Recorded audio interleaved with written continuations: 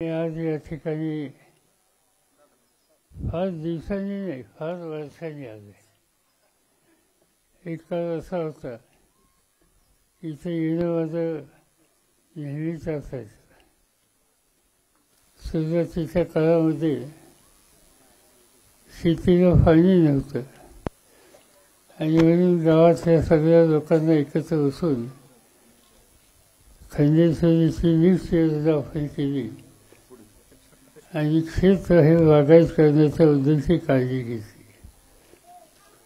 क्षेत्र जसं बागायत झालं तसं माळेगाव कारखान्यामध्ये खांडेर एक महत्त्वाचं सेंटर झालं.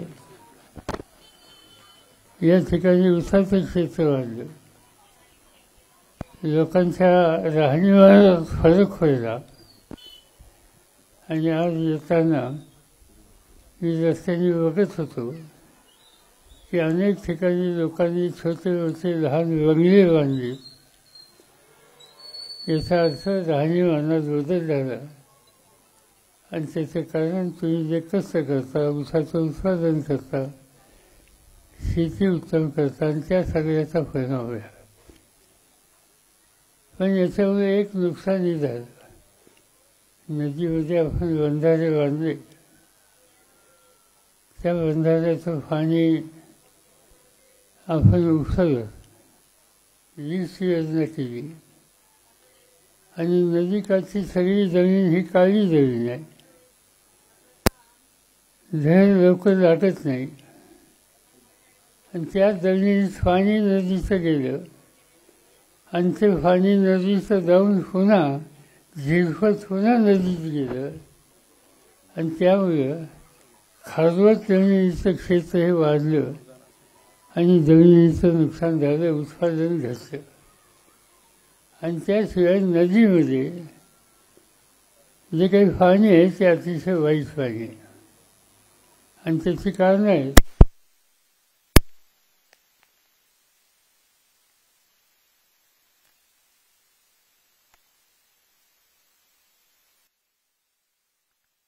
सोमेश्वरचं येतं, त्याच्यानंतर माळेगाव कारखान्याचं येतं.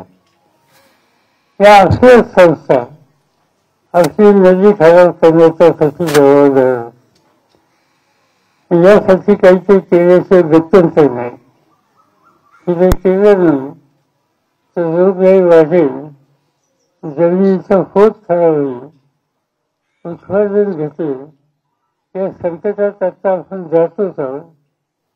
ते पाणी स्वच्छ कसं करता येईल याचा विचार करावा लागेल. तेवढं सोपं नाही. पण त्या खात्याचे सरकारचे जे अधिकारी आहेत ते एकदा येऊन इथं पाठवले होते पण त्याचा काही उपयोग झाला नाही. ते याचे कोणी जाणकार असतील त्या जाणकारांना घेऊन या ठिकाणी याचं काहीतरी मार्ग काढावा लागेल. आत्ता निवडणुका सुरू होतात आणि त्यामुळं सरकारमधले लोक या 2-3 महिन्यात या कामाला किती हात घालतील हे आज सांगता येत नाही. पण प्रयत्न करावं लागेल. निवडणूक एक झाली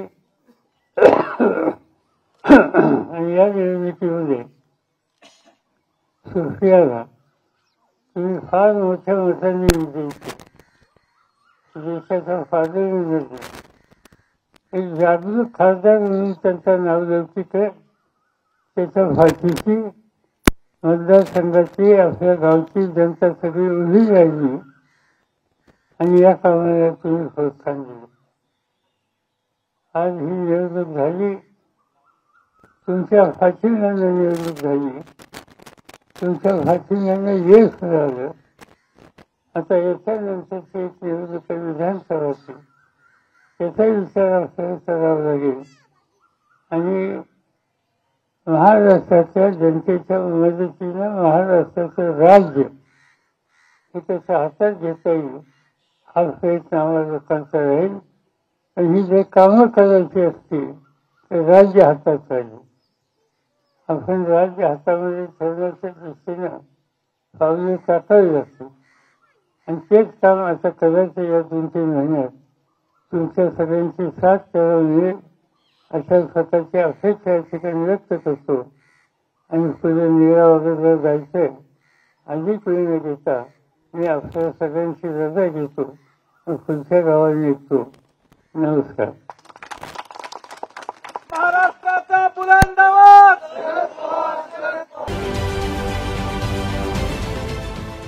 देश विदेशातील प्रत्येक घडामोडींचे लाईव्ह अपडेट मिळवण्यासाठी आता साम टीव्हीच्या सर्व सोशल मीडिया प्लॅटफॉर्मला लाईक, फॉलो आणि सबस्क्राईब करा. तसंच सर्व नोटिफिकेशनसाठी बेल आयकॉन प्रेस करायला विसरू नका.